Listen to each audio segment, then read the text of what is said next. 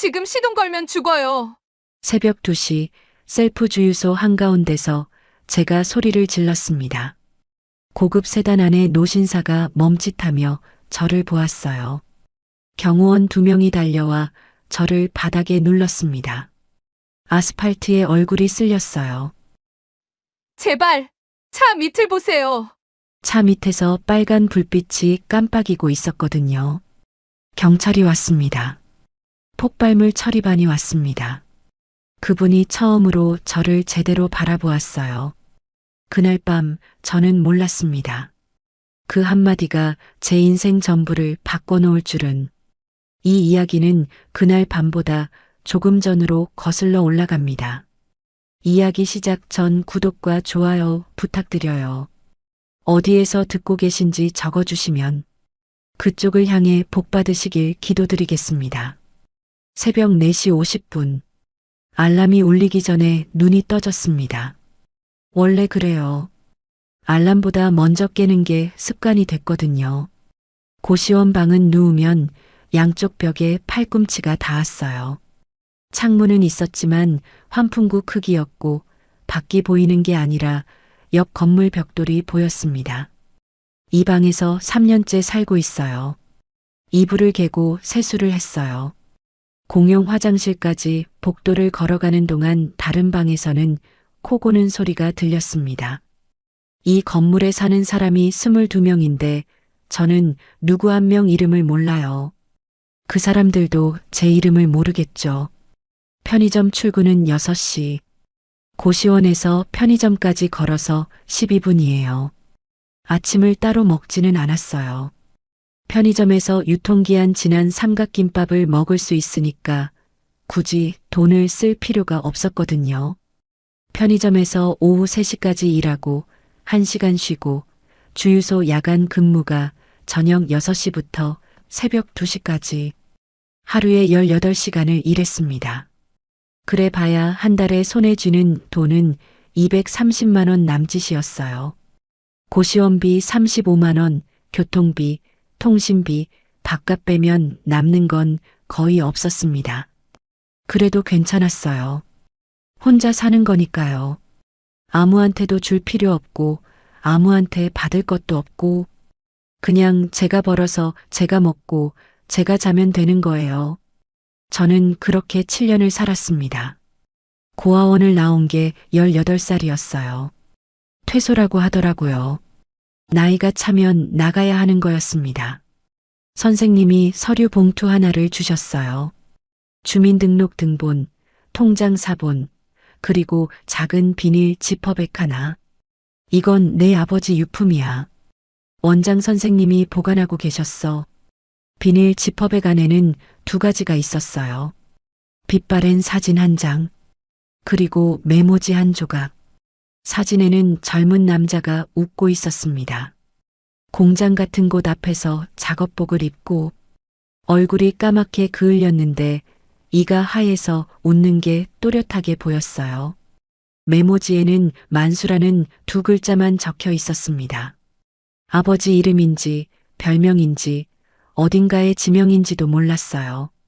어머니에 대해서는 아무 기록이 없었고요. 선생님도 모른다고 하셨습니다.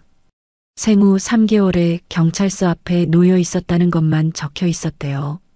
오늘이 3월 14일이에요. 제 생일입니다. 아무도 몰라요. 편의점 점장님도, 주유소 사장님도, 고시원 관리인 아저씨도. 당연하죠. 말한 적이 없으니까요. 생일을 말하면 뭐가 달라지겠어요.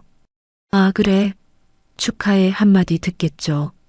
그 한마디가 뭘 바꿔주는 건 아니잖아요. 편의점 근무를 마치고 주유소로 출근하기 전 고시원 방에 잠깐 들렀어요. 침대 및 서랍에서 지퍼백을 꺼냈습니다. 1년에 2~3번 이 사진을 꺼내봐요. 생일이랑 추석이랑 연말에. 사진 속 남자는 여전히 웃고 있었어요. 25년 전이나 지금이나 똑같은 웃음. 이 사람이 정말 제 아버지인지도 확실하지 않아요. 그냥 고아원에서 그렇게 전해 들었을 뿐이에요. 아빠, 아빤 어떤 사람이었어요? 소리내어 말한 건 아니었어요. 입만 움직였습니다. 대답해 줄 사람이 없다는 걸 아니까요. 코끝이 찡했어요. 울지는 않았습니다. 우는 건 15살 때 그만뒀거든요. 고아원에서 울어봤자 아무도 안 와요. 그때 배웠어요. 울면 에너지만 낭비된다는 걸요. 사진을 다시 지퍼백에 넣고 서랍 안에 밀어 넣었습니다. 고시원 방에서 제 이름이 적힌 물건은 이 지퍼백 하나뿐이에요. 주민등록증 말고는요. 밤 9시 주유소는 조용했어요. 셀프 주유소라 손님이 직접 기름을 넣고 가니까 저는 사무실에 앉아 있다가 가끔 주유기 점검을 하러 나가면 됐습니다. 밤이 깊어지면 손님이 뚝 끊겨요. 그때부터는 혼자예요. 사무실 유리창에 제 얼굴이 비쳤어요. 형광등 불빛에 비친 얼굴은 창백했습니다. 화장을 한 적이 없어요. 화장품 살 돈이 있으면 밥을 한 끼 더 먹는 게 나았거든요. 가끔 이런 생각을 해요. 지금 제가 사라지면 누가 알아챌까? 편의점 점장님은 내일 출근 안 하면 알겠죠. 주유소 사장님도 마찬가지고요. 근데 그건 사람이 없어져서 걱정되는 것이 아니라 일할 사람이 안 와서 곤란한 것이잖아요. 저를 찾는 게 아니라 저 대신 일할 사람을 찾는 거예요. 그 차이를 아는데 7년이 걸렸습니다. 시계를 봤어요. 밤 11시 반. 주유소에 차가 한 대도 없었습니다. 형광등이 윙윙거리는 소리만 들렸어요. 그때였어요. 멀리서 헤드라이트 불빛이 보였습니다. 검은색 세단 한 대가 천천히 주유소로 들어왔어요. 이 시간에 이 동네 셀프 주유소에 올 차가 아니었어요. 번호판이 세 자리였거든요. 뒤에 검은 SUV가 한 대 더 따라왔습니다. 심장이 두근거린 건 아니에요. 그냥 좀 이상했어요. 그게 시작이었습니다. 그 차 한 대가 제 인생을 전부 바꿔놓을 줄은 그때는 정말 몰랐어요. 그 세단은 주유기 앞에 멈추지 않았어요. 셀프 주유소에서는 보통 주유기 옆에 차를 세우잖아요. 근데 그 차는 주유소 한쪽 구석, 캐노피 아래 빈 공간에 비스듬히 들어와서 시동을 껐습니다. 뒤따라온 검은 SUV가 세단 뒤에 나란히 섰어요. SUV에서 검은 정장 차림의 남자 2명이 내렸습니다. 귀에 이어피스를 꽂고 있었어요. 경호원이구나. 바로 알았어요. 이 동네 셀프 주유소에 경호원 딸린 차가 올 일이 없었거든요. 기름을 넣으러 온 것도 아닌 것 같았어요. 그냥 잠깐 쉬러 들른 건지, 누굴 기다리는 건지. 사무실 창 너머로 지켜봤어요. 경호원 한 명이 주변을 둘러보더니 SUV로 돌아가서 뭔가 통화를 했습니다. 세단 안에서는 아무도 내리지 않았어요. 10몇 분이 지났을까? 저는 주유기 점검을 해야 했어요. 야간 근무자는 2시간마다 주유기 상태를 확인하고 기록지에 적어야 합니다. 그게 규정이었거든요. 점검 바인더를 들고 밖으로 나갔어요. 3번 주유기 이상 없음. 4번 주유기 이상 없음. 기계적으로 체크하면서 걸었습니다. 그러다가 세단 옆을 지나게 됐어요. 슬쩍 시선이 갔습니다. 차 앞바퀴 안쪽 아스팔트 위에 뭔가가 보였어요. 처음에는 기름때인 줄 알았어요. 셀프 주유소 바닥에는 기름이 떨어져 있는 경우가 많거든요. 근데 색이 달랐어요. 검은 기름때가 아니라 무언가 단단한 물체의 그림자 같았습니다. 걸음을 멈췄어요. 바인더를 내려놓고 허리를 숙였습니다. 차 하부가 보였어요. 아스팔트에 한쪽 무릎을 대고 고개를 더 낮췄어요. 그 순간 심장이 멈추는 줄 알았습니다. 차체 밑에 있으면 안 되는 게 있었어요. 검은 금속 상자 같은 물체가 배기관 옆에 붙어 있었고 거기서 빨간 불빛이 깜빡이고 있었습니다. 아주 작은 불빛이었어요. 깜빡. 깜빡. 규칙적으로. 저는 폭발물이 뭔지 몰라요. 영화에서 본 적은 있지만 실물을 볼 일이 없는 사람이잖아요. 근데 본능적으로 알았어요. 이건 있으면 안 되는 거다. 이건 위험한 거다. 온몸에 소름이 돋았습니다. 다리가 후들거렸어요. 그 상태로 고개를 들었는데 세단 운전석 창문 너머로 사람이 보였어요. 은발이 섞인 머리카락, 코트깃을 세운 노신사. 그분이 핸드폰을 내려놓고 시동 버튼 쪽으로 손을 뻗고 있었습니다. 그때 몸이 먼저 움직였어요. 시동 걸지 마세요. 소리를 지르면서 차 쪽으로 달렸습니다. 세단 문을 두 손으로 두드렸어요.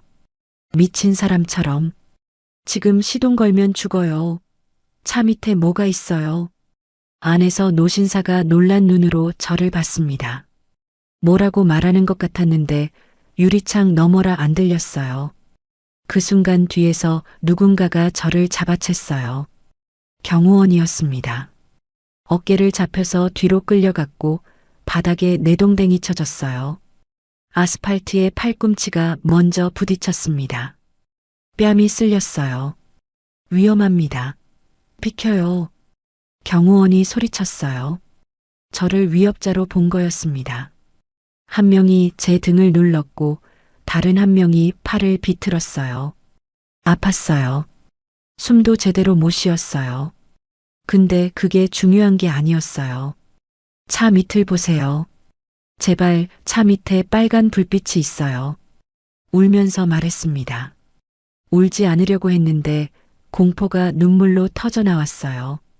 바닥에 눌린 채로 계속 같은 말만 반복했어요. 차 밑을 보세요. 제발. 그때 세단 문이 열렸습니다. 노신사가 내렸어요. 경호원이 회장님 위험합니다 하고 막았지만 그분은 손을 들어 경호원을 멈춰 세우더니 저를 내려다봤어요. 놔줘.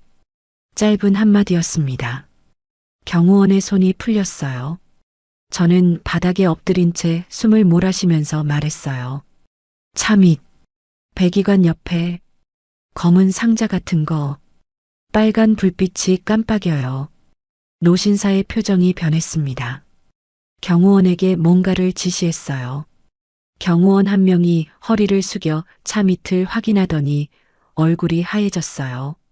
그 다음은 빠르게 진행됐습니다. 경찰이 왔어요. 폭발물 처리반이 왔어요.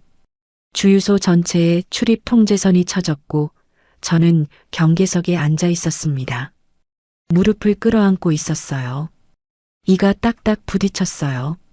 추워서가 아니라 공포가 빠져나가면서 온몸이 떨린 거였어요. 처리반 대원이 차 밑에서 장치를 해체하는데 40분이 걸렸대요. 나중에 들은 이야기로는 시동을 걸면 진동 센서가 작동하는 방식이었다고 합니다. 시동을 걸었으면 죽었어요. 그 차 안에 있던 사람이. 새벽 3시가 넘었어요. 경찰 조사가 한창이었습니다. 저는 경계석에 앉아서 팔꿈치에 밴드를 붙이고 있었어요. 구급대원이 소독을 해줬는데 손이 떨려서 밴드를 제대로 못 붙이겠더라고요. 그때 그분이 왔어요. 경호원 2명을 뒤에 세워놓고 혼자서 저 앞에 섰습니다. 키가 크셨어요. 제가 앉아 있으니까 더 그렇게 느꼈겠지만 올려다보니 하늘이 그분 어깨 너머에 있었어요. 어두운 새벽 하늘이. 이름이 뭐야? 물음표가 안 붙는 말투였어요. 질문이라기보다 확인에 가까웠습니다. 박수빈이요. 겨우 대답했어요. 몇 살이고? 25이요. 그분이 잠시 저를 바라봤어요. 표정이 읽히지 않았습니다. 화난 건지 고마운 건지 아무 감정도 없는 건지 주름 깊은 얼굴에 날카로운 눈. 그 눈이 저를 쭉 훑었어요. 어떻게 알았어? 차 밑에 있는 걸. 주유기 점검하다가 바닥에 그림자가 이상해서 들여다봤어요. 빨간 불빛이 깜빡이길래 그냥 위험한 것 같았어요. 그냥? 네. 그냥요. 사람이 죽을 것 같으니까 몸이 먼저 움직인 거예요. 그분이 아무 말 없이 저를 한참 봤어요. 5초쯤, 아니, 더 길었을 수도 있어요. 그 침묵이 무거웠습니다. 그러더니 코트 안주머니에서 뭔가를 꺼내서 경호원에게 건넸어요. 이 사람 연락처 받아놔. 그것뿐이었어요. 돌아서서 SUV 쪽으로 걸어갔습니다. 저는 경계석에 앉은 채로 그 뒷모습을 봤어요. 넓은 어깨, 꼿꼿한 등, 느리지만 흔들림 없는 걸음. 그 사람이 누구인지 그때는 몰랐어요. 강태주라는 이름도, 태주그룹 회장이라는 것도 그냥 알았어요. 이 사람은 죽을 뻔했는데 제가 살린 거라는 것. 그리고 이 사람이 제 연락처를 받아간 이상 이 밤은 여기서 끝나지 않을 거라는 것. 새벽 4시. 주유소는 경찰이 수습한 뒤 다시 조용해졌어요. 형광등이 윙윙거리는 소리만 남았습니다. 저는 사무실로 돌아가서 점검 바인더를 다시 펼쳤어요. 3번 주유기 이상 없음. 4번 주유기 이상 없음. 손이 아직 떨렸지만 바인더에 체크 표시를 했습니다. 일을 해야 했거든요. 다른 건 생각하지 않기로 했어요. 생각하면 무서울 것 같았으니까요. 이틀 뒤 편의점에서 근무를 마치고 고시원으로 돌아가는 길이었습니다. 고시원 앞 골목에 검은 세단 한 대가 서 있었어요.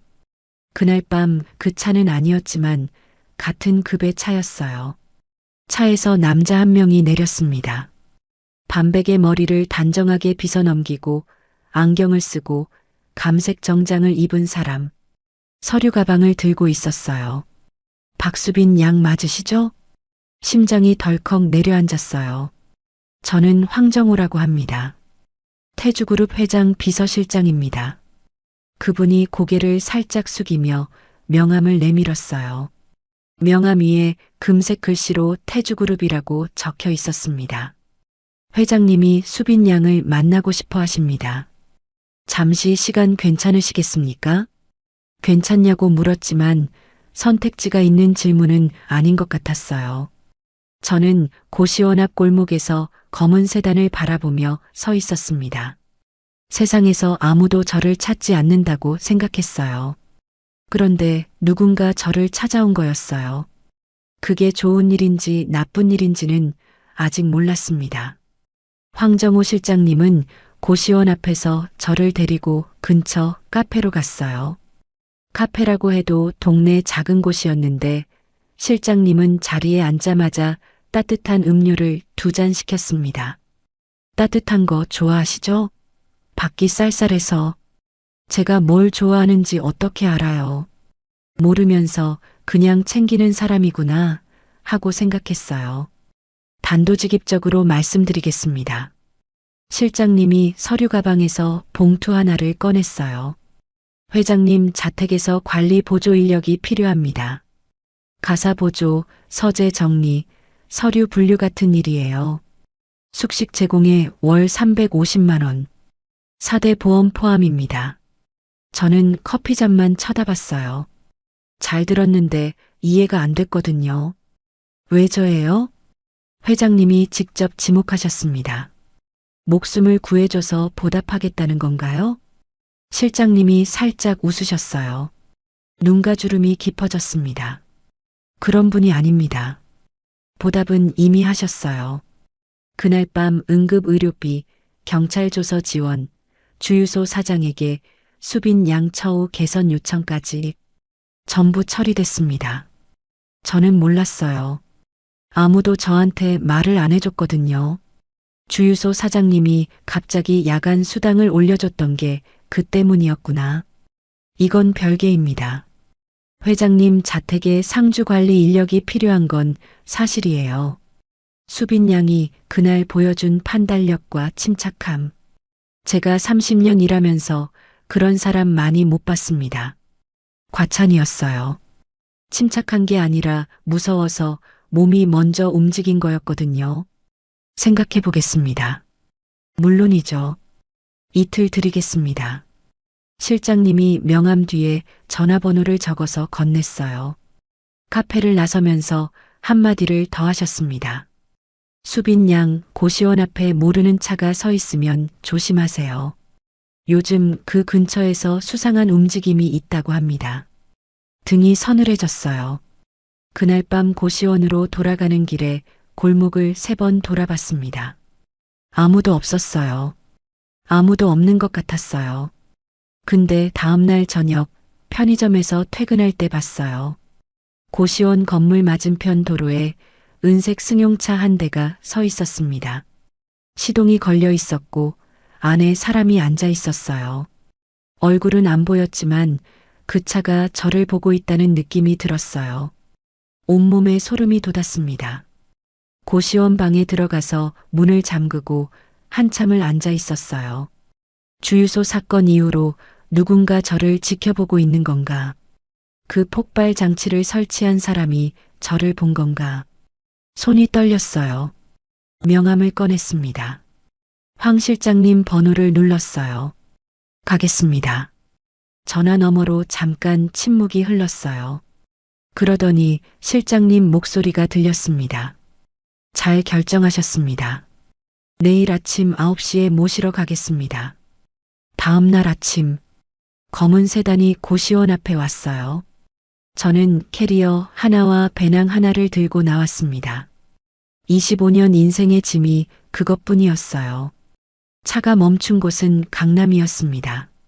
높은 담장 안에 3층짜리 단독주택이 있었어요. 대문이 자동으로 열리고 정원이 나타났습니다. 나무가 있었어요. 잔디가 있었어요. 분수대가 있었어요. 3월인데 정원 곳곳에 조경 조명이 들어와 있었고 돌바닥 사이사이로 잔디가 깔끔하게 다듬어져 있었어요. 현관문은 나무였는데 제 키보다 높았습니다. 문 앞에 서니까 다리에 힘이 풀렸어요. 저는 고시원 방이 전부인 사람이었거든요. 환풍구 크기 창문, 양쪽 벽에 팔꿈치가 닿는 방. 그런 사람이 지금 이 문 앞에 서 있었어요. 들어가시죠. 황 실장님이 문을 열었습니다. 현관 안쪽은 대리석 바닥이었어요. 신발을 벗으려는데 실내화가 준비되어 있었습니다.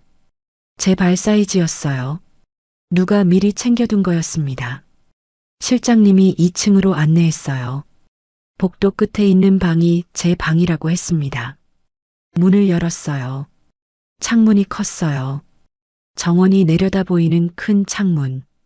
침대는 싱글이 아니라 퀸 사이즈였고 이불이 뽀송했어요. 책상, 옷장, 작은 화장대까지 있었습니다. 화장대 위에 수건 2장이 접혀 있었고 그 옆에 일회용이 아닌 치약과 칫솔 세트가 놓여 있었어요. 필요한 게 있으면 1층 주방 옆 인터폰을 쓰세요. 실장님이 나가셨어요. 저는 방 한가운데 서서 한참을 둘러봤습니다. 이 방에 창문이 있었어요. 진짜 창문. 밖이 보이는 창문. 하늘이 보였어요. 나무가 보였어요. 코끝이 찡했습니다. 울 뻔했는데 참았어요. 울면 안 되는 것 같았거든요. 아직 이 집에 온 지 5분밖에 안 됐으니까. 오후가 됐어요. 실장님이 자택 구조와 업무를 안내해 주셨습니다. 서재 정리, 우편물 분류, 간단한 식사 보조. 어렵지 않았어요. 편의점 진열 정리보다 쉬울 것 같았습니다.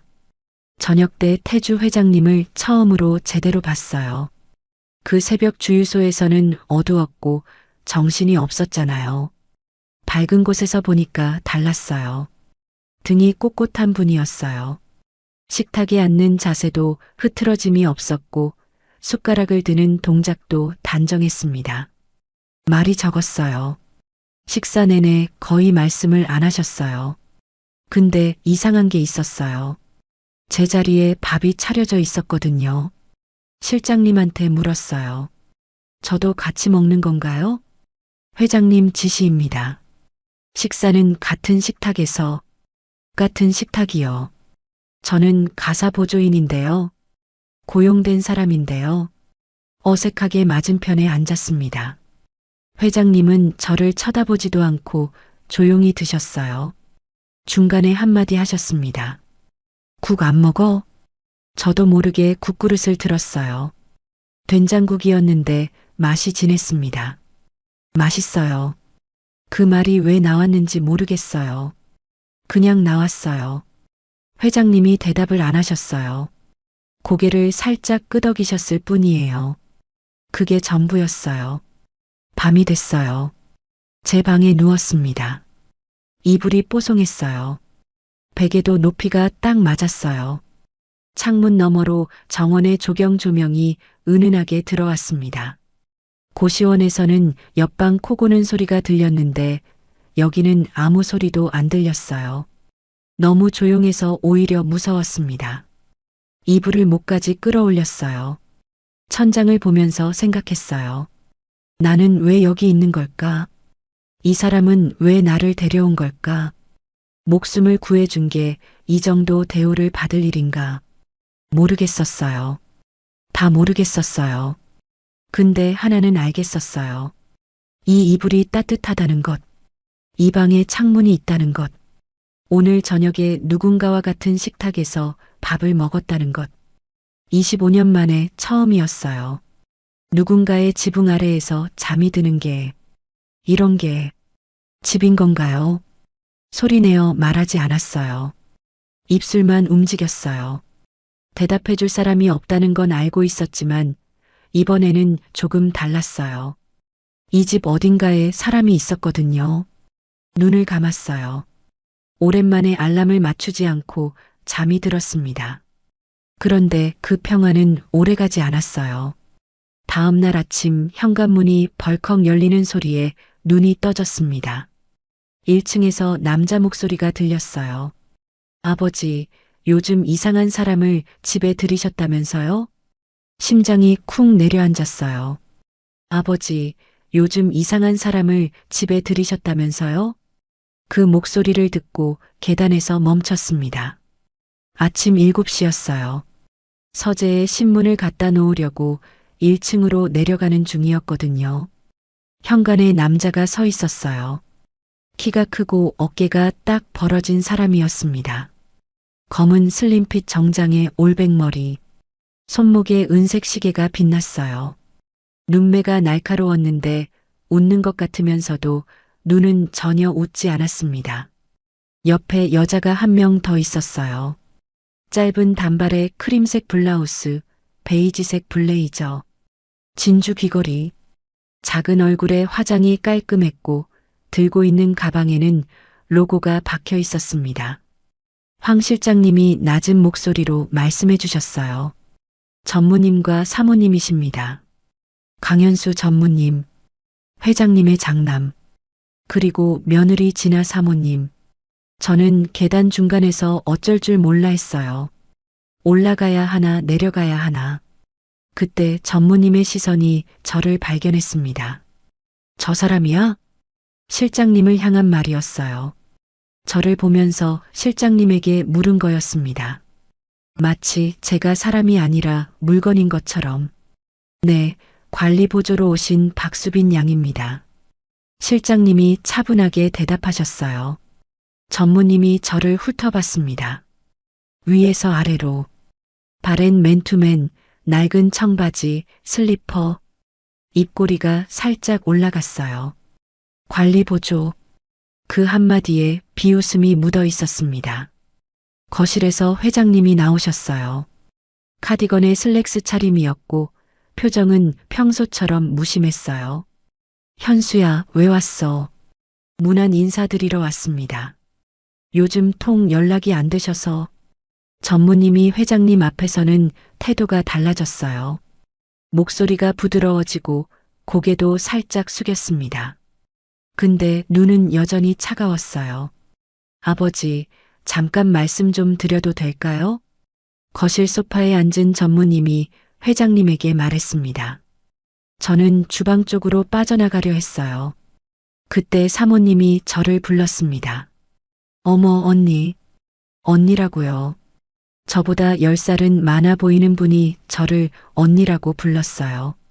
비꼬는 거라는 걸 바로 알았습니다. 언니, 여기서 뭐 하세요? 이 집에서 관리 보조로 일하고 있습니다. 사모님.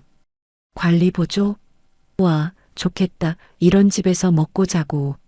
사모님이 저를 위아래로 훑어보더니 피식 웃었어요.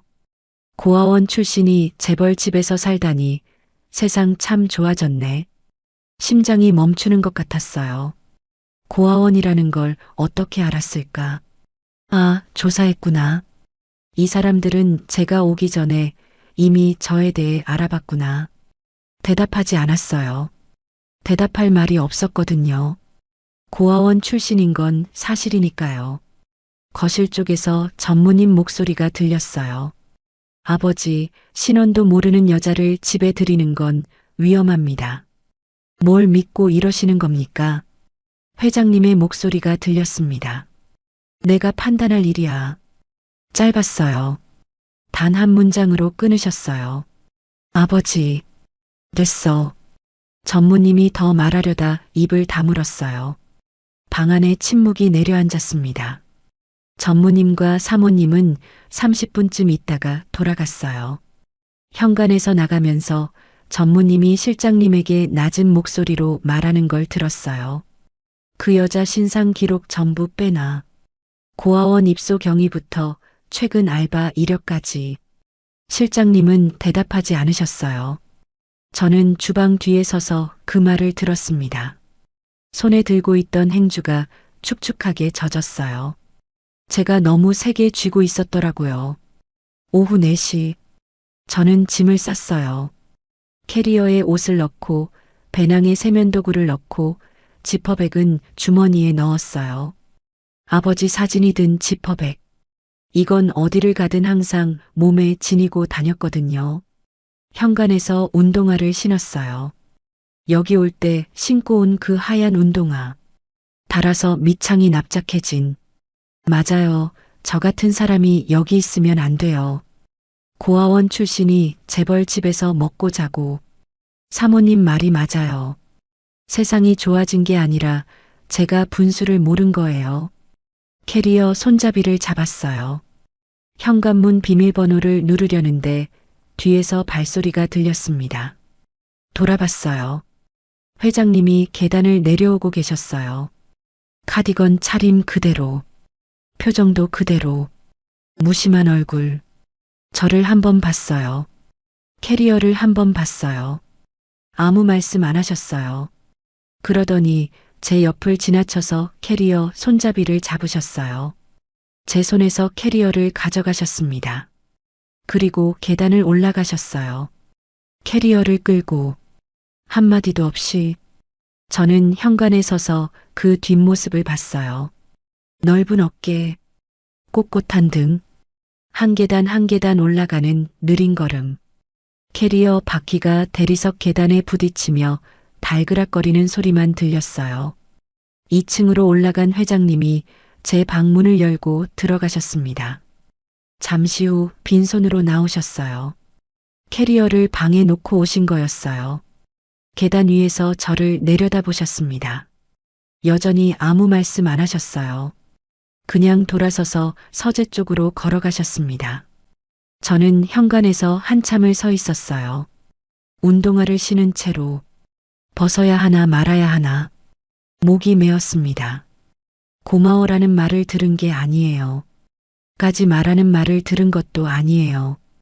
그분은 한마디도 안 하셨어요. 근데 캐리어를 돌려놓으셨어요. 그게 전부였어요. 그게 전부인데 왜 눈물이 나는지 모르겠었어요. 운동화를 벗었습니다. 현관에 가지런히 놓았어요. 실내화를 신었습니다. 2층으로 올라가서 방문을 열었어요. 캐리어가 방 한가운데 놓여 있었습니다. 제가 아까 넣은 그대로 이불 위에 앉았어요. 한참을 멍하니 앉아 있었습니다. 그때 생각했어요. 이 사람은 말을 안 하는 사람이구나. 말 대신 행동을 하는 사람이구나. 그게 뭔지는 아직 몰랐어요. 배려인지 의무인지 아니면 또 다른 무엇인지. 하나만 확실했어요. 이 집에 저를 내보내지 않으려는 사람이 한 명은 있다는 것. 그날 저녁도 같은 식탁에서 밥을 먹었습니다. 회장님은 여전히 말이 없었어요. 저도 말이 없었고요. 국이 좀 식었는데 회장님이 중얼거리듯 말씀하셨어요. 제 국그릇을 보고 하신 말인지 본인 국그릇을 보고 하신 말인지 모르겠었어요. 저는 국을 한 숟갈 떴어요. 미역국이었습니다. 따뜻했어요. 다음 날부터 서재 정리를 시작했어요.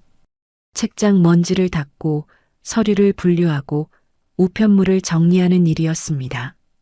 서재는 넓었어요. 벽 한 면이 통째로 책장이었고 책상 위에 서류가 쌓여 있었어요. 사흘째 되던 날이었어요. 책장 맨 아래 칸에서 오래된 앨범 하나를 발견했습니다. 가죽 표지에 먼지가 두텁게 쌓여 있었어요. 호기심에 펼쳤어요. 첫 페이지에 흑백 사진이 붙어 있었습니다. 불에 탄 건물, 소방차, 들것에 실려가는 사람. 사진 아래에 손글씨로 이렇게 적혀 있었어요. 1996년 3월 태주산업 인천 제2공장 화재. 다음 장을 넘겼습니다. 신문 기사 스크랩이었어요. 제목이 선명하게 보였어요. 태주산업 공장 화재. 사망 3명, 부상 12명. 대표 강태주 씨 기적적 생還. 손이 떨렸어요.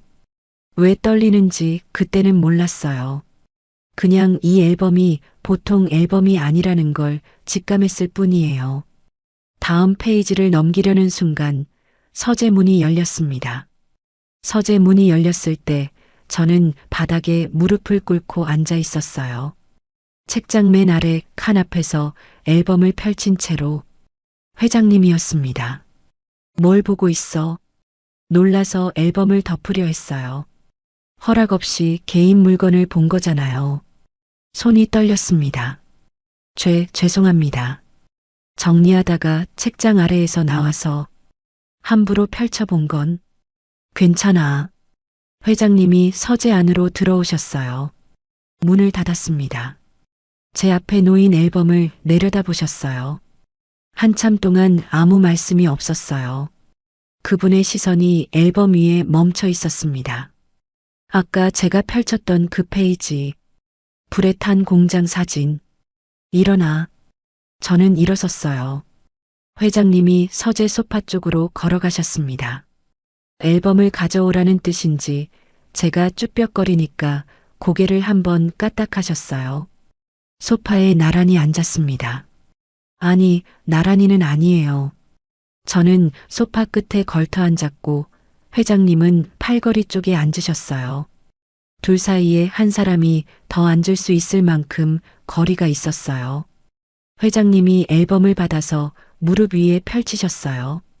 불에 탄 공장 사진을 손가락으로 천천히 짚었습니다. 1996년 3월 17일. 그분이 날짜를 말씀하셨어요. 30년 전 날짜를 외우고 계신 거였어요. 인천 제2공장. 새벽에 불이 났어. 전기 배선 합선이라고 했지. 말투가 달라졌어요. 평소의 짧은 명령조가 아니라 아주 천천히 한 단어 한 단어를 꺼내는 것 같았습니다. 마치 깊은 우물에서 물을 길어 올리듯이. 나는 2층 사무실에 있었어. 야근 중이었지. 불이 번지는 걸 늦게 알았어. 계단이 이미 막혀 있었고 회장님이 사진 속 건물 2층 창문을 가리켰어요. 창문 주변이 시꺼멓게 그을려 있었습니다. 연기를 마셔서 의식이 흐려졌어. 바닥에 쓰러졌지. 그때 누군가가 나를 업었어.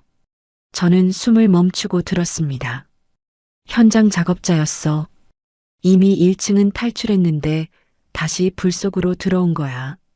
나를 업고 계단 잔해를 넘어서 밖으로 나왔어. 회장님의 손가락이 다음 페이지를 넘겼어요. 또 다른 신문 기사 스크랩. 사진 한 장이 오려 붙여져 있었습니다. 작업복을 입은 젊은 남자. 까맣게 그을린 얼굴에 하얀 이빨이 드러나는 웃음. 심장이 멈추는 줄 알았어요. 그 사진, 그 웃음, 고시원 서랍 속 지퍼백에 들어있는 사진과 똑같은 얼굴이었습니다. 이 사람이야. 회장님이 사진을 가리키며 말씀하셨어요. 이 사람이 아니었으면 나는 그날 죽었어. 목소리가 낮았어요. 무뚝뚝한 게 아니라 무거운 거였어요. 30년 동안 품어온 말의 무게가 느껴졌습니다. 나를 업고 나온 뒤에 건물이 무너졌어. 대들보가 떨어졌지. 회장님이 멈추셨어요. 잠깐 침묵이 흘렀어요. 이 사람은 나를 밀어서 밖으로 내보내고 본인은 빠져나오지 못했어. 가슴이 쿵 하고 내려앉았어요. 이름이 박만수. 당시 32. 현장 조반장이었어. 박만수, 만수, 아버지의 이름. 온몸에 소름이 돋았습니다. 귀가 멍해졌어요. 심장이 너무 빠르게 뛰어서 목까지 울리는 것 같았어요. 손을 무릎 위에 올려놓았는데 덜덜 떨렸습니다.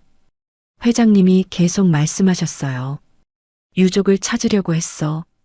30년 동안 부인이 있었다는 기록이 있었는데 사고 이후 연락이 끊겼어. 어디로 갔는지 살아있는지도 몰라. 30년.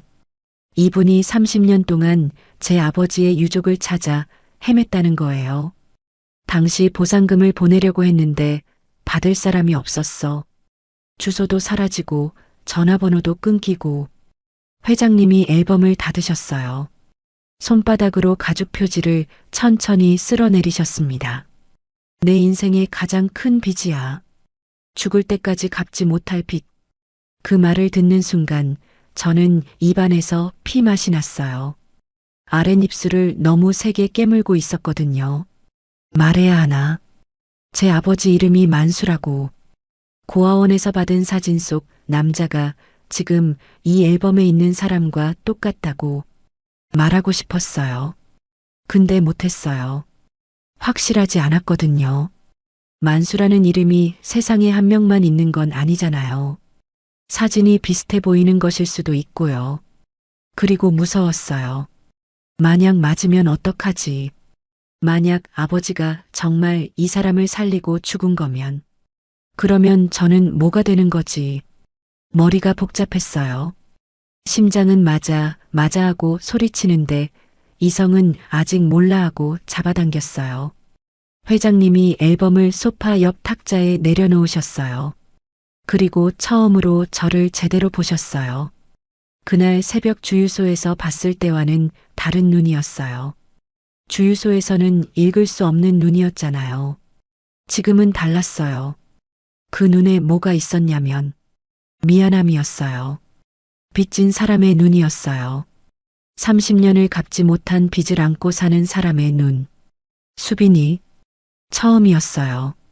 그분이 씨를 빼고 제 이름을 부른 게 주유소에서는 이 아가씨였고 저택에 온 뒤로는 수빈 씨였어요. 근데 지금은 수빈이었어요. 오늘 한 이야기 아무한테도 하지 마. 네. 특히 현수한테. 그 말을 듣고 이상하다고 생각했어요. 아들한테 왜 비밀로 하라는 걸까? 30년 전 화재 이야기를 아들이 모르는 건가? 아니면 알면 안 되는 이유가 있는 건가? 네, 알겠습니다. 회장님이 일어나셨어요. 서재 문 쪽으로 걸어가다가 멈추셨어요. 돌아보지 않은 채 말씀하셨습니다. 그리고 수빈이, 네, 내일 아침에 서재 청소 안 해도 돼. 늦게까지 있었으니까 좀 자. 그것뿐이었어요. 문이 닫혔습니다. 저는 서재 소파에 한참을 앉아 있었어요. 무릎 위에 올려놓은 손이 아직도 떨리고 있었어요. 앨범을 다시 펼쳤어요. 그 사진을 봤어요. 작업복을 입은 젊은 남자. 까맣게 그을린 얼굴. 하얀이. 환한 웃음. 아빠. 소리 없이 입술만 움직였어요. 고시원에서 사진을 볼 때와 같은 습관. 아빠가 이분을 살린 거예요? 대답은 없었어요. 당연하죠. 근데 이번에는 달랐어요. 고시원에서 혼자 중얼거릴 때와는 달랐어요. 지금 이 서재의 주인이 30년 동안 아버지를 찾아 헤맨 사람이라는 걸 알고 있으니까요. 눈물이 한 방울 떨어졌어요. 앨범 가죽 표지 위에 빨리 닦았습니다. 자국이 남으면 안 되니까요. 앨범을 제자리에 넣고 서재를 나왔어요. 복도를 걸으면서 창밖을 봤습니다. 정원의 가로등 불빛이 켜져 있었어요. 3월 밤 공기가 차가웠습니다. 방에 돌아와서 서랍을 열었어요. 지퍼백을 꺼냈습니다. 아버지 사진을 꺼내서 앨범 속 사진과 머릿속으로 대조했어요. 같은 얼굴이었어요. 같은 웃음이었어요. 같은 사람이었어요. 확신이 들었습니다. 근데 아직 말할 수 없었어요. 증거가 없으니까요. 사진 한 장과 만수라는 두 글자만으로는 부족하니까요. 그리고 저는 이 집에서 고용된 사람이니까요.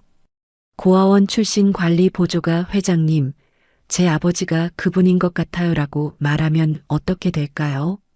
꽃뱀이라고 하겠죠. 진아 사모님이 뭐라고 하겠어요. 역시 재산 노리고 온 거잖아. 참았습니다. 사진을 지퍼백에 넣고 서랍에 밀어 넣었어요. 이불을 끌어올리고 누웠습니다. 잠이 안 왔어요. 심장이 계속 뛰었거든요. 새벽까지 천장만 봤습니다. 나중에 알게 된 이야기지만 그날 밤 전무님은 제 고아원 입소 기록을 전부 입수했더라고요. 출생 경위, 입소 날짜, 퇴소 기록, 아르바이트 이력까지 저에 대해 알 수 있는 모든 걸 모아놓은 거였어요. 그리고 다음 날 가족회의를 소집했습니다. 가족회의라고 했지만 재판이었어요.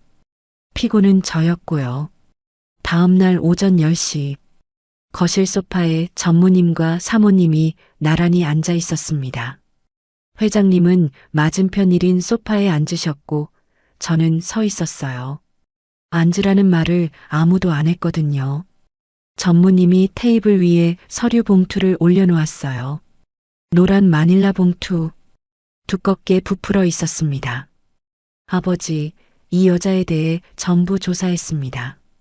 봉투에서 서류를 꺼내 한 장씩 테이블에 펼쳤어요. 박수빈, 1999년생, 생후 3개월에 백호경찰서 앞에서 발견, 백호 보육원 입소, 2017년 퇴소. 제 인생이 종이 위에 나열되고 있었어요. 남이 읽으면 한 줄짜리 이력인 인생이. 퇴소 후 이력, 편의점 알바, 식당 설거지, 택배 분류, 주유소 야간 근무, 정규직 경력 없음, 학력 고졸, 보증인 없음, 신원 보증 불가. 전무님이 서류를 하나 더 꺼냈어요. 고아원 입소 경위에 부모 정보가 전무합니다. 아버지 추정 이름 만수, 그 외에 아무것도 없어요. 어머니 기록 없음. 출생신고 누락. 저는 바닥을 보고 있었어요. 고개를 들 수가 없었거든요. 이 사람들 앞에서 제 인생이 벌거벗겨지고 있었습니다. 전무님이 회장님을 똑바로 보며 말했어요. 아버지, 신원도 확인 안 되는 여자를 집에 들여놓으셨습니다. 이건 보답이 아니라 위험입니다. 사모님이 끼어들었어요. 아버님, 저도 한 말씀 드릴게요. 사모님이 몸을 앞으로 기울이며 목소리를 낮췄어요. 마치 비밀을 말하듯이. 근데 그 비밀이라는 게 폭발물 사건 좀 이상하지 않으세요? 이 여자가 어떻게 차 밑에 있는 걸 알았을까요? 셀프 주유소 야간 알바생이 폭발물을 알아본다고요? 심장이 얼어붙었어요. 혹시 미리 알고 있었던 거 아닐까요? 아니면 직접 설치하고 구한 척 한 거 아니에요? 숨이 멎었습니다. 그게 무슨 말이에요? 제가 폭발물을 설치했다고요? 제가 사람을 죽이려 하고 구한 척 했다고요? 다리에 힘이 풀렸어요. 근데 주저앉지는 않았습니다. 주저앉으면 이 사람들이 원하는 대로 되는 거니까요. 그만. 회장님 목소리였어요. 짧고 단단한 한마디. 거실에 침묵이 내려앉았습니다. 현수야, 그건 내 추측이고, 진아, 근거 없는 말은 하지 마. 아버지, 추측이 아닙니다. 이 여자의 신원이 내가 판단한다고 했어. 회장님이 전무님을 바라보셨어요. 그 눈이 날카로웠어요. 아들을 보는 눈이라기보다 상대를 경고하는 눈이었습니다. 전무님이 입을 다물었어요. 3초쯤 침묵이 흐른 뒤 전무님이 다시 입을 열었습니다. 그러면 하나만 묻겠습니다. 전무님이 자리에서 일어섰어요. 저를 향해 한 발짝 다가왔습니다. 이 여자를 내보내시겠습니까? 아니면 저희가 이 집에서 나가겠습니다. 최후 통첩이었어요. 아들이 아버지에게 최후 통첩을 한 거였어요. 거실이 얼어붙었습니다. 회장님이 아무 말씀을 안 하셨어요. 전무님을 바라보고 계셨어요. 전무님도 회장님을 바라보고 있었고요. 두 사람 사이에 제가 서 있었어요. 원인이 된 사람으로. 그때 제가 입을 열었습니다. 제가 나가겠습니다. 모두가 저를 봤어요. 회장님, 죄송합니다. 폐를 끼치고 싶지 않습니다. 목소리가 떨리지 않았어요. 떨리면 지는 거라고 생각했거든요. 얼굴의 표정을 안 만들려고 했어요. 고아원에서 배운 거예요. 울면 더 괴롭히고 화내면 더 밀어붙인다는 걸. 아무 표정도 짓지 않으면 그 사람들은 재미가 없어져요. 고개를 숙이고 2층으로 올라갔어요. 짐을 쌌습니다. 캐리어와 배낭. 5분이면 됐어요. 짐이 적으니까요. 밖에 비가 내리고 있었어요. 3월 말 차가운 비. 우산이 없었습니다. 현관을 나서는데 아무도 저를 안 잡았어요. 회장님도, 실장님도, 아무도. 대문을 나왔어요. 캐리어 바퀴가 젖은 돌바닥에서 덜컥거렸습니다. 비가 머리카락을 타고 얼굴로 흘렀어요. 추웠어요. 3월인데 겨울 같았어요. 골목 끝까지 걸었습니다. 큰 길이 나왔어요. 택시를 잡으려 했는데 지갑을 열어보니 현금이 2만 원밖에 없었어요. 고시원으로 돌아가야 하나. 고시원 보증금을 뺐으니까 다시 방을 구해야 하나. 그때 뒤에서 발소리가 들렸어요. 우산 씌우는 소리. 비가 멈췄어요. 제 머리 위로. 수빈 양, 황 실장님이었습니다. 검은 우산을 저한테 씌워주고 본인은 비를 맞고 계셨어요. 한 손에 봉투 하나를 들고 있었어요. 이건 회장님이 주신 게 아닙니다. 실장님이 봉투를 내밀었어요. 이건 내가 수빈 양한테 주고 싶어서 가져온 거야. 존댓말이 반말로 바뀌었어요. 처음이었어요. 실장님이 저한테 반말을 쓴 건 그게 오히려 진심처럼 들렸어요. 회장님이 30년 동안 모아온 자료야. 은인 유족을 찾으려고 봉투를 받았어요. 비에 젖지 않게 품에 안았습니다. 지금 열어보지는 마. 비 그치고 어딘가 앉아서 천천히 봐. 실장님이 주머니에서 뭔가를 더 꺼냈어요. 현금이 든 봉투. 이건 내 돈이야. 당분간 쓰게. 실장님, 저는 받아. 실장님 목소리가 단호했어요. 눈가가 붉었습니다. 안경 너머로 보이는 눈이 젖어 있었어요. 나도 30년을 모셨어. 회장님이 그 사람을 얼마나 찾아 헤맸는지 나보다 잘 아는 사람은 없어. 실장님이 저를 보셨어요. 오래 가만히. 수빈 양이 누구인지 나는 알 것 같아. 그 말을 듣고 온몸이 멈췄어요. 비소리만 들렸습니다. 실장님은 더 말하지 않으셨어요. 우산을 제 손에 쥐어주고 고개를 한번 끄덕이고 돌아가셨어요. 비를 맞으며 대문 안으로 사라졌습니다. 근처 버스 정류장에 앉았어요. 지붕이 있어서 비는 피할 수 있었어요. 캐리어를 옆에 놓고 봉투를 열었습니다. 서류가 빼곡했어요. 오래된 호적 등본 4본, 공장 직원 명부, 사망 확인서 4본, 보상금 지급 시도 내역. 유족 탐색 의뢰서, 흥신소 보고서, 병원 기록, 30년치 자료였어요. 회장님이 30년 동안 한 사람을 찾기 위해 모은 서류들. 손이 떨려서 서류를 제대로 넘길 수가 없었어요. 직원 명부 페이지를 펼쳤습니다. 이름이 줄줄이 적혀 있었어요. 그 중 하나에 형광펜으로 밑줄이 쳐져 있었습니다. 박만수 1964년생, 조반장 1996.03, 17순직, 순직. 그 단어가 눈에 박혔어요. 다음 장을 넘겼어요. 유족 탐색 보고서. 배우자 김영미 추정 사고 직후 연락 두절. 주소 이전. 전화번호 해지. 추적 실패. 자녀 미상 배우자 임신 여부 미확인. 그 아래에 종이 한 장이 끼워져 있었어요.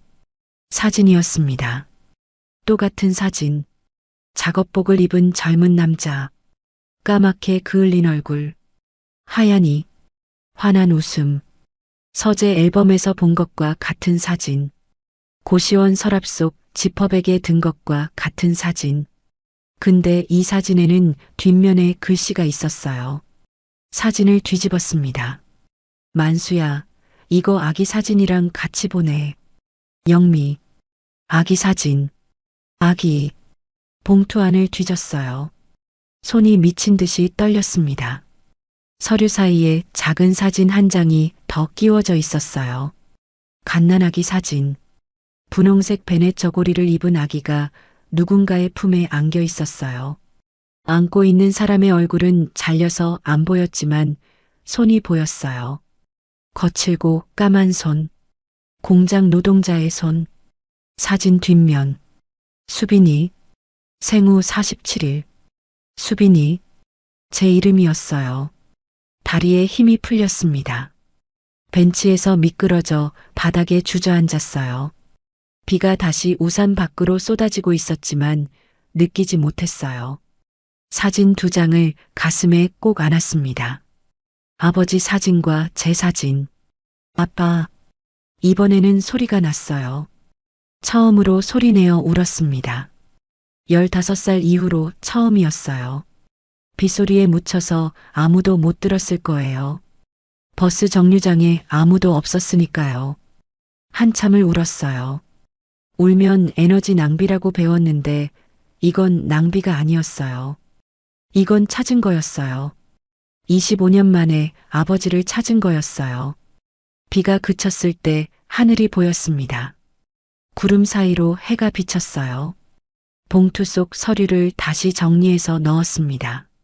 사진 두 장은 지퍼백에 넣었어요.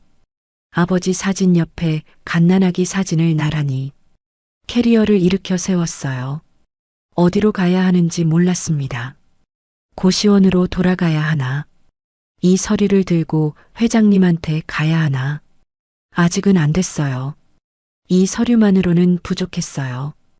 고아원 입소 기록과 이 서류를 대조해야 했어요. 그래야 증명이 되니까요. 그리고 실장님이 하신 말이 머릿속에서 떠나지 않았어요. 수빈 양이 누구인지 나는 알 것 같아. 실장님은 알고 계셨어요. 아마 오래전부터. 저는 서류를 품에 안고 버스 정류장에서 일어섰습니다. 갈 곳이 없었지만 해야 할 일이 생겼어요. 아버지를 증명해야 했어요. 아버지의 딸이라는 걸. 이 서류가 말하는 그 자녀 미상이 바로 저라는 걸. 다음 날 아침 백호 보육원을 찾아갔습니다. 제가 자란 곳이에요. 7년 만에 다시 가는 거였어요. 퇴소하고 나서 한 번도 안 갔거든요. 돌아갈 이유가 없었으니까요. 건물은 그대로였어요. 노란 페인트가 군데군데 벗겨져 있었고 운동장에 미끄럼틀이 아직 있었습니다. 그 미끄럼틀에서 6살 때 떨어져서 팔꿈치에 흉터가 생겼어요. 지금도 남아있어요. 사무실에서 원장 선생님을 만났어요. 제가 있을 때 원장이셨던 분은 퇴직하셨고 새 원장님이 계셨습니다. 입소 기록을 열람하고 싶습니다. 제 기록이요. 원장님이 이름을 확인하고 서류를 꺼내주셨어요. 오래된 종이 냄새가 났습니다. 입소 기록부를 펼쳤어요. 박수빈 1999년 5월 12일 추정 출생 1999년 8월 3일 백호경찰서 경유 입소. 발견 경위 경찰서 정문앞 6기. 베넷 저고리에 수빈이라고 적힌 종이 동봉. 부미상 무미상. 동봉 유품 사진 1장 남성 추정. 메모지 만수 기재. 손이 떨렸어요. 봉투에서 어젯밤 발견한 자료를 꺼냈습니다. 공장 직원 명부. 사망 확인서. 유족 탐색 보고서. 박만수 1964년생 배우자. 김영미 1996.03. 17순직. 고아원 기록의 만수와 직원 명부의 박만수. 고아원에서 받은 사진과 봉투 속 사진. 사진 뒷면의 수빈이. 생후 47일과 입소 기록의 베넷 저고리에 수빈이라고 적힌 종이. 퍼즐이 맞아 들어갔어요. 하나하나 전부. 아버지 박만수는 1996년 3월에 화재로 돌아가셨고 어머니 김영미는 그 뒤 사라졌고 저는 1999년 8월에 경찰서 앞에 놓였어요. 아버지가 돌아가신 뒤 3년. 어머니가 3년을 혼자 버티다가 저를 놓고 간 거였어요. 원장님이 조심스럽게 말씀하셨어요. 혹시 아버지를 찾으신 건가요? 고개를 끄덕였어요. 말이 안 나왔거든요. 고개만 끄덕이고 서류를 품에 안았습니다. 고아원을 나오면서 한 가지를 확신했어요. 아버지 박만수는 30년 전 태주그룹 공장 화재에서 강태주 회장님을 업고 나왔고 그 과정에서 돌아가셨다. 저는 그 사람의 딸이다. 그리고 강태주 회장님은 30년 동안 제 아버지의 유족을 찾아 헤맨 사람이다. 눈물이 멈추지 않았어요. 고아원 앞 골목에서 한참을 울었습니다. 근데 울면서도 생각했어요. 이걸 회장님한테 어떻게 말하지? 전무님이 뭐라고 하겠지? 또 꽃뱀이라고 하겠지? 재산 노린다고.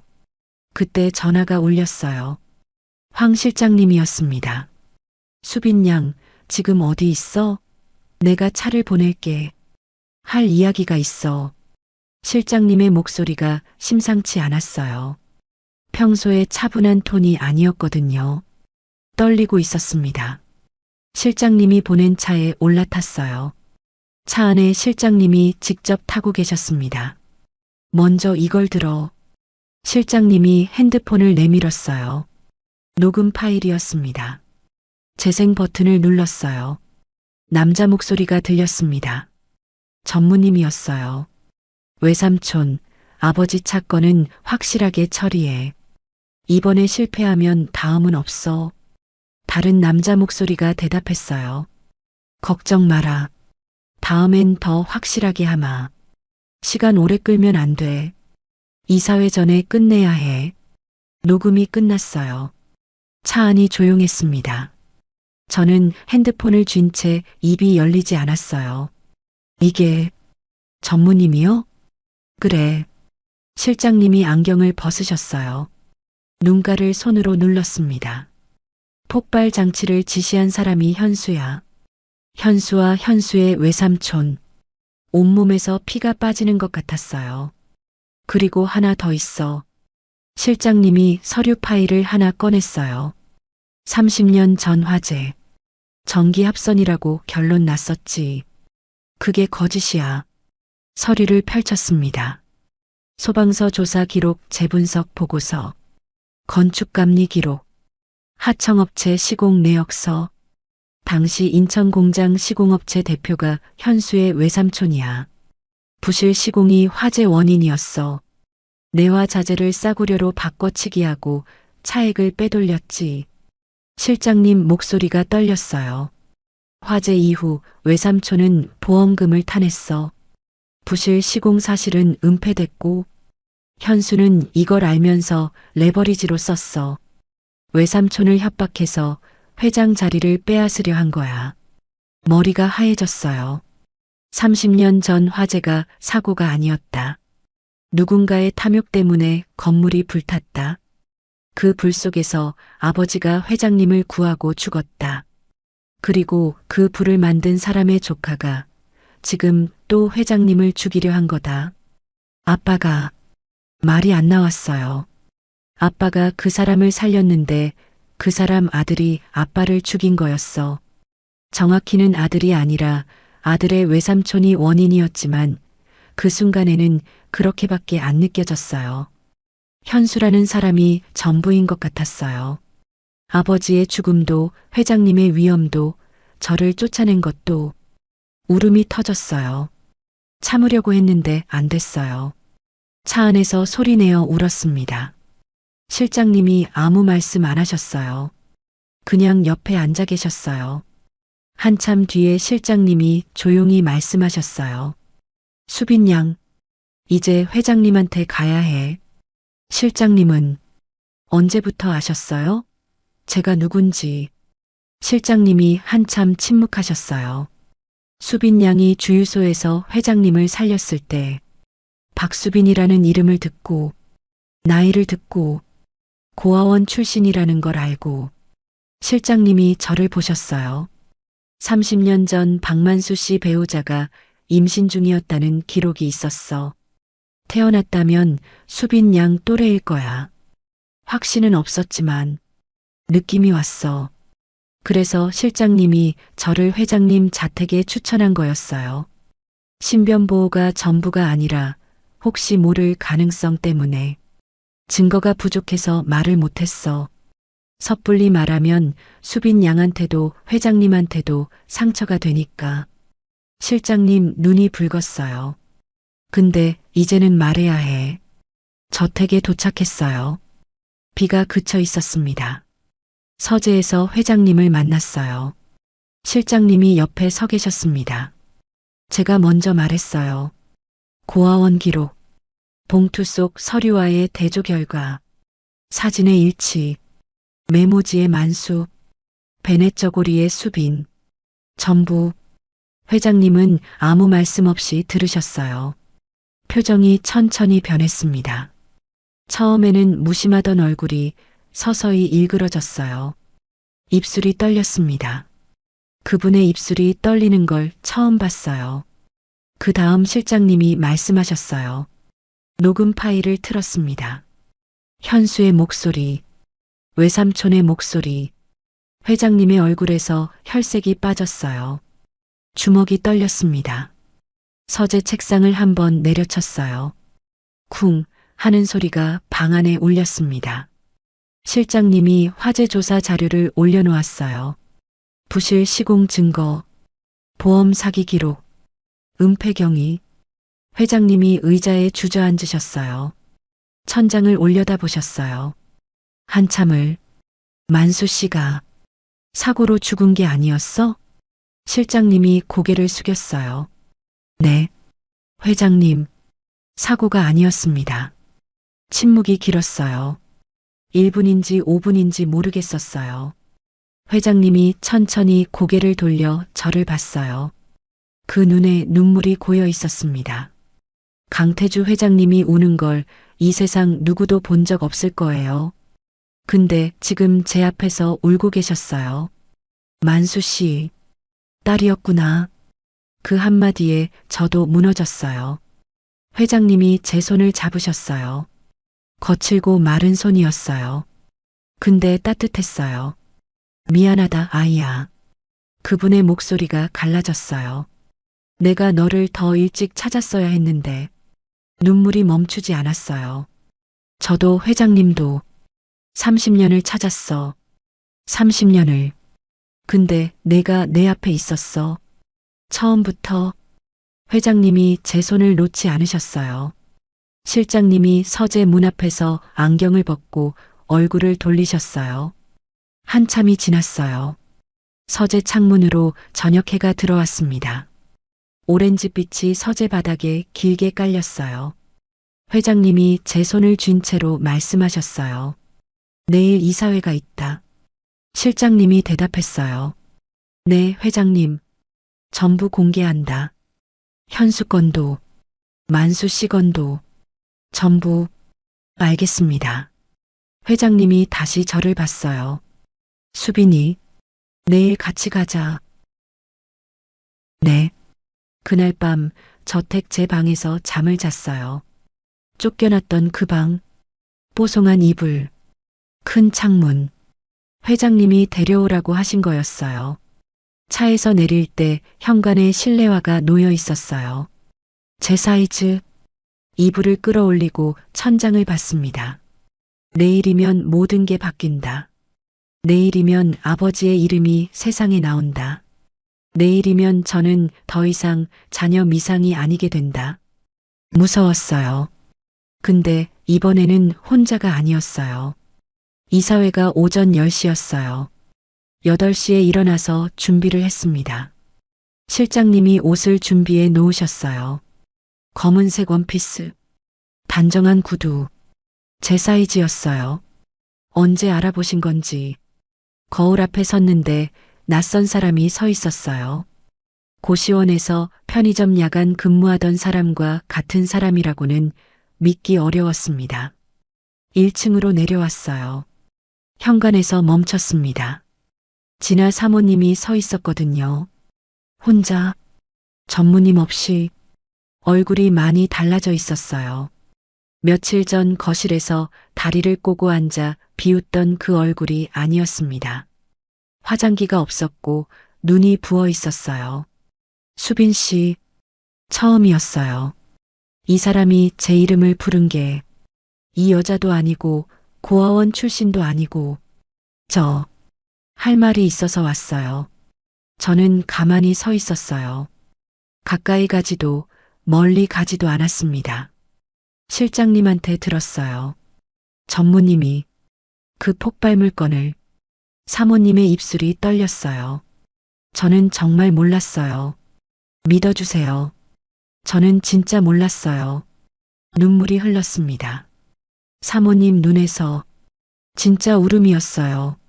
거실에서 연기하듯 비꼬던 그 눈이 지금은 겁에 질려 있었거든요. 수빈 씨한테 한 말들. 그것도 전무님이 시킨 거예요. 뒷조사에서 고아원 기록 가져오라고, 가족회의에서 몰아붙이라고. 저는, 사모님, 제가 말을 끊었어요.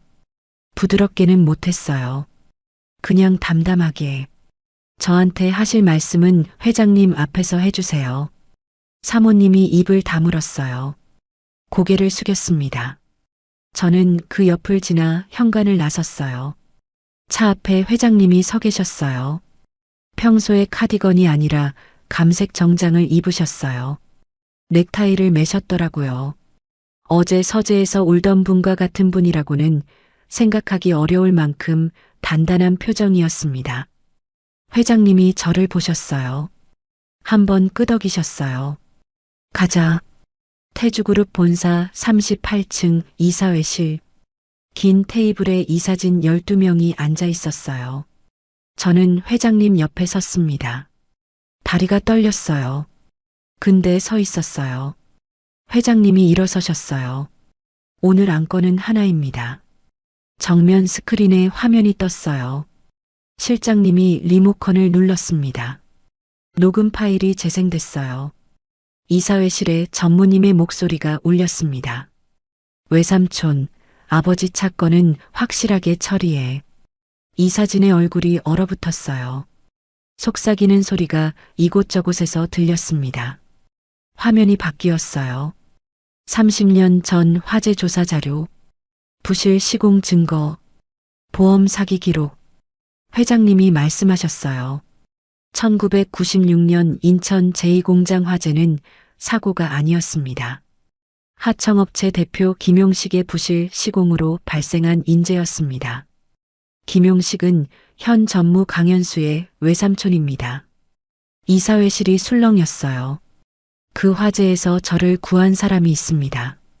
현장 조반장 박만수.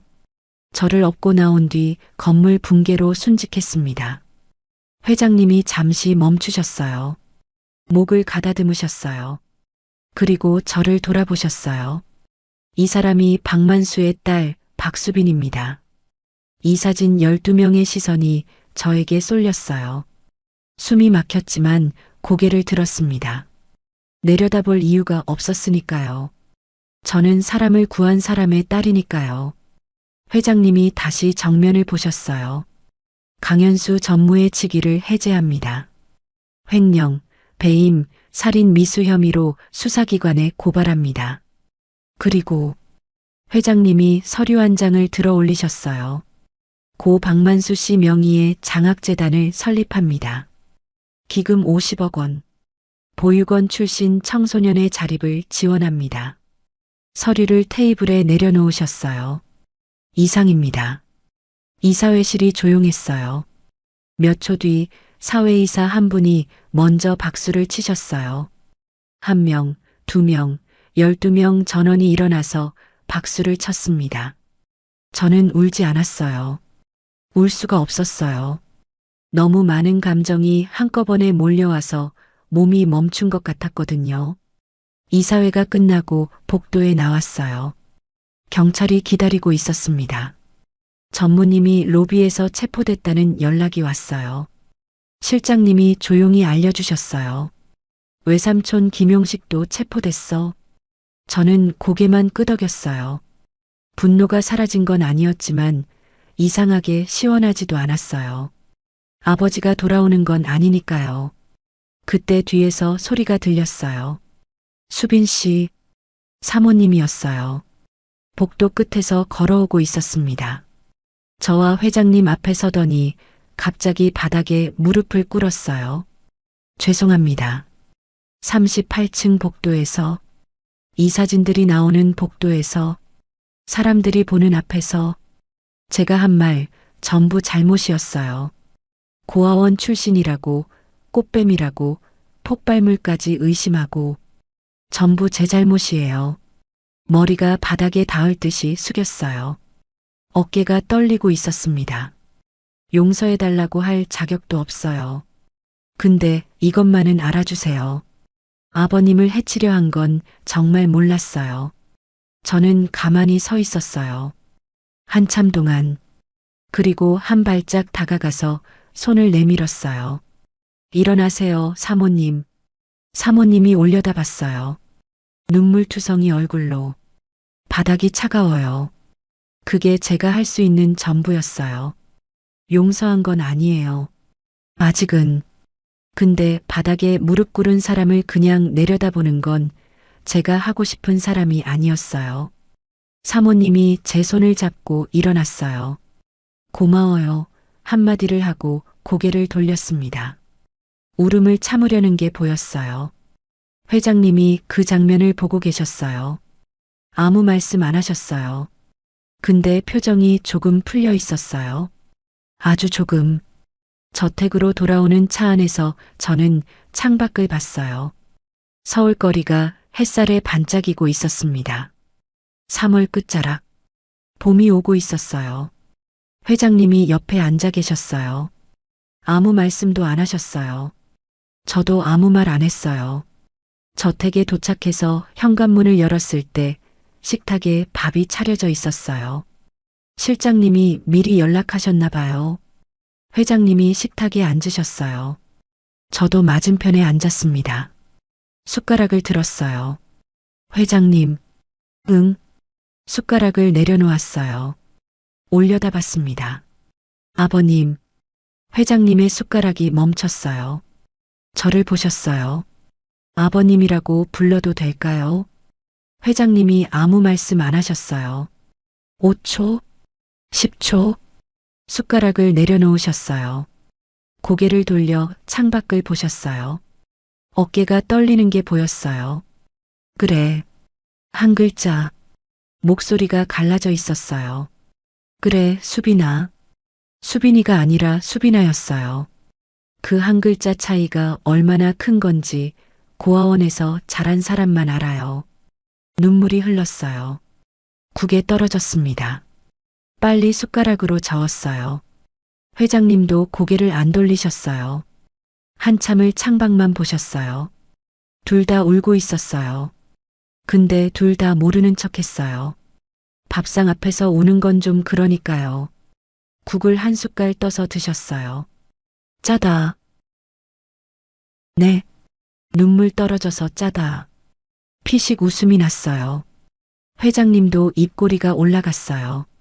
살짝, 아주 살짝. 그게 우리의 첫 번째 가족 식사였어요. 인천에 있는 공원묘지에 갔어요. 아버지 묘를 찾은 건 재단 설립 과정에서 기록이 나온 덕분이었어요. 무연고 합작묘에 있던 아버지를 독립묘로 이장했습니다. 비석에 이름이 새겨져 있었어요. 고 박만수 1964만 1996 사랑하는 딸 수빈이 아빠. 아버님이 비석 문구를 직접 정하셨어요. 순직 같은 단어 대신 딸 수빈이 아빠를 넣으셨어요. 만수 씨 약속 지키러 왔어요. 아버님이 비석 앞에서 말씀하셨어요. 자갈길에 무릎을 꿇고 앉으셔서 놀랐어요. 이분이 무릎 꿇는 건 세상에서 이 앞에서만이에요. 수빈이 잘 키울게요. 늦었지만 저는 옆에 서서 꽃을 올렸어요. 국화. 아버님이 제가 국화를 좋아한다고 기억하셨더라고요. 제가 언제 말한 건지 모르겠는데 이분은 그런 걸 기억하는 분이에요. 말 대신 행동하는 분이니까요. 장학재단 이름은 박만수 장학재단이에요. 일기 장학생 12명이 선발됐어요. 전부 보육원 퇴소 청소년이에요. 제가 직접 면접을 봤어요. 면접에서 한 아이가 물었어요. 이사장님도 보육원 출신이에요? 네. 근데 어떻게 여기까지 왔어요? 잠깐 생각했어요. 뭐라고 말해야 할지. 저를 찾아준 사람이 있었어요. 30년 걸렸지만 그 아이가 고개를 갸우뚱했어요. 아직은 모를 거예요. 근데 언젠가 알게 될 거예요. 진심은 시간이 걸려도 반드시 제자리를 찾아온다는 걸. 주말이면 아버님과 함께 산책을 해요. 저택 뒷산 둘레길이에요. 아버님은 보폭이 넓은데 저와 걸을 때는 느리게 걸으세요. 제가 말 안 해도 맞춰주세요. 진아 사모님은 이혼 절차를 밟고 있어요. 가끔 저한테 연락이 와요. 안부 문자. 짧게. 수빈 씨 건강하죠? 답장은 해요. 짧게. 네, 사모님도요. 용서는 천천히 하려고요. 서두를 필요 없으니까요. 어젯밤 서재에서 아버님과 차를 마셨어요. 아버님이 창밖을 보시다가 말씀하셨어요. 수빈아. 네, 아버님. 잘 왔다. 두 글자. 근데 그 두 글자 안에 30년이 들어 있었어요. 네. 저도요. 저도 두 글자로 대답했어요. 창밖에 벚꽃이 피기 시작했어요. 봄이었습니다. 진심은 30년을 건너서도 반드시 제자리를 찾아옵니다. 아버지가 회장님을 살렸고 회장님이 저를 찾았고 저는 아버지의 이름으로 다시 시작했어요. 사랑에는 정해진 모양이 없다는 걸 배웠어요. 꼭 피가 섞여야 가족이 되는 게 아니고 꼭 같은 집에 살아야 겹친 게 아니고 누군가를 위해 불 속으로 뛰어드는 것, 30년을 찾아 헤매는 것, 말없이 실내화를 놓아두는 것, 보폭을 맞춰 걸어주는 것, 그게 전부 사랑이었어요. 들어주셔서 감사합니다. 여러분도 꼭 행복하세요.